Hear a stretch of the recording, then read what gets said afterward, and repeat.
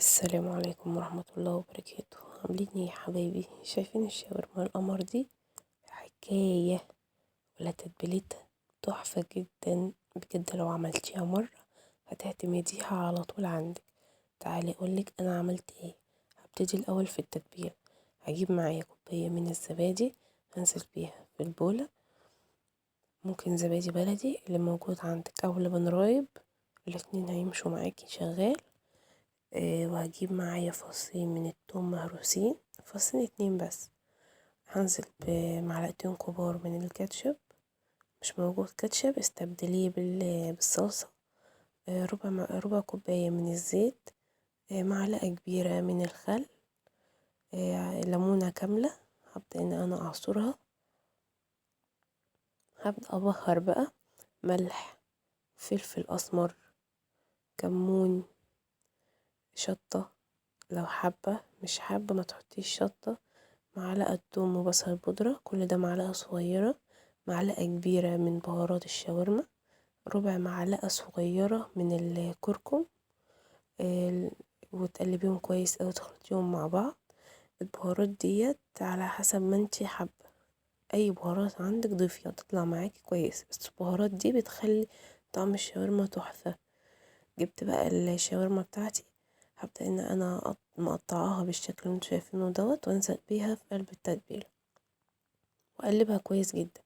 ما ينفعش ان انتي تحطي الشاورما الاول وبعد كده تروحي عامله التتبيله. الشاورما مش هتتبل معاكي كويس، وهتلاقي جزء متبل وجزء مش متبل.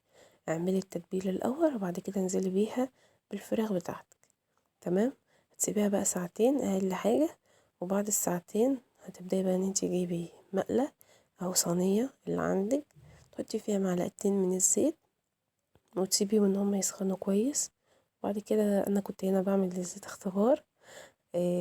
الزيت سخن معايا، هبدأ ان انا انزل بقى بالفراخ بالشاورما بتاعتي، وابدأ ان انا ابعدها كده عن بعضها، يعني محطهاش على بعضها عشان ما تنزلش المية، تبقى كلها متوزعة كويس. وزعتها بقى بالشكل دوت، تتاكل ني، بجد تتاكل ني، وريحتها كانت قلب الدنيا فعلا. لازم تجربي. شايفين الصوص اللي نزل دوت؟ هتسيبيه في الفراخ وتقلبي كده من وقت للتاني لحد ما الفراخ كلها تشربه.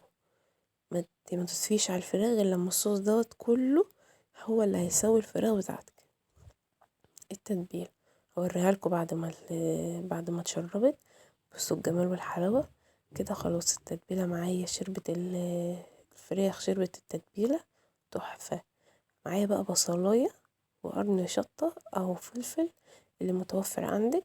عايزه تحطي فلفل الوان تمام.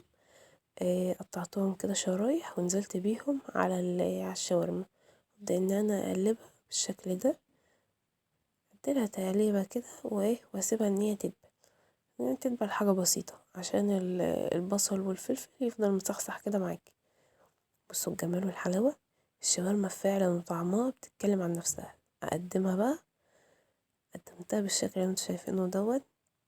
تعملي بيها بقى سندوتشات كريب، تعمليها جنب مكرونة بطاطس، تحفة فعلا. وريحتها جميلة جدا. متنسنيش بقى في لايك وشير وسبسكرايب للقناة.